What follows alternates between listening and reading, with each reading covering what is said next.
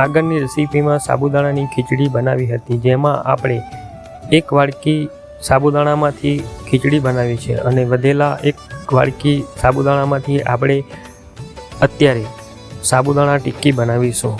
સાબુદાણામાં બાફેલા 2 મોટા બટાકા છીણી લઈશું।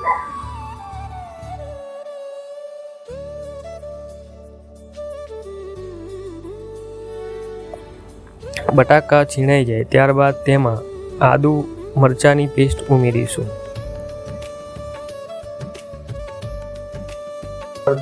કોથમીર ધાણા ઉમેરીશું। સ્વાદ પ્રમાણે ઉપવાસ માટેનું સિંધો મીઠું, શેકેલા સિંગદાણા ઉમેરીશું। જીરું અને તલ ઉમેરીશું। અડધા લીંબુનો રસ પણ ઉમેરીશું। વિડીયોમાં બતાવ્યા પ્રમાણે બધા મિક્સરને મિક્સ કરી લઈશું।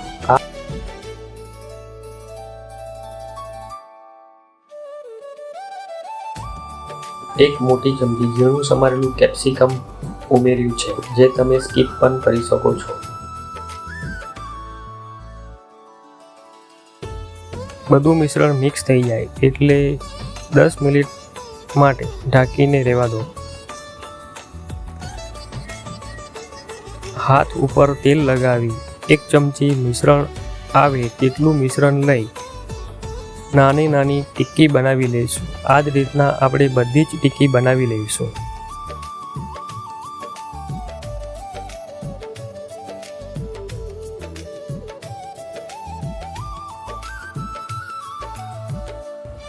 આ રીતની ટિક્કીને તમે રોટલી બનાવવાની લોડી ઉપર પણ થોડું તેલ નાખી બંને બાજુથી શેકીને પણ બનાવી શકો છો।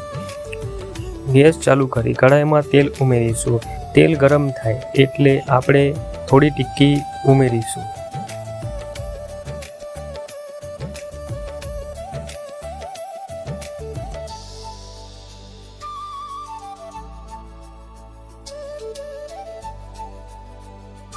ટિક્કી એક બાજુથી સારી રીતના શેકાઈ જાય ત્યારે તેને હળવા હાથે પલટી લઈશું।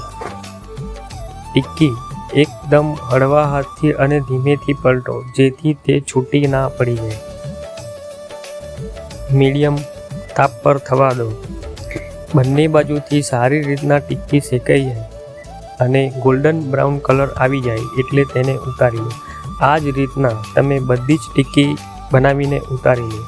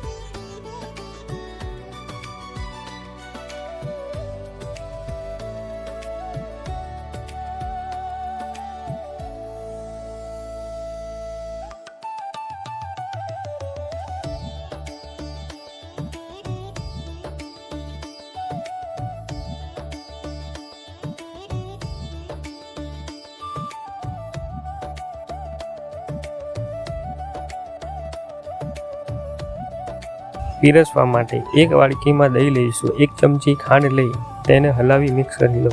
આ દહીં સાથે આ ટિક્કી ખાવાથી તેનો સ્વાદ બમણો થઈ જશે. જો તમારે આ સાબુદાણાની ટિક્કી સાથે ગ્રીન ચટણી કે ઉપવાસમાં ખાવા લાયક કોઈ બીજી રેસીપી સાથે તેનો ઉપયોગ કરવો હોય તો પણ કરી શકો છો.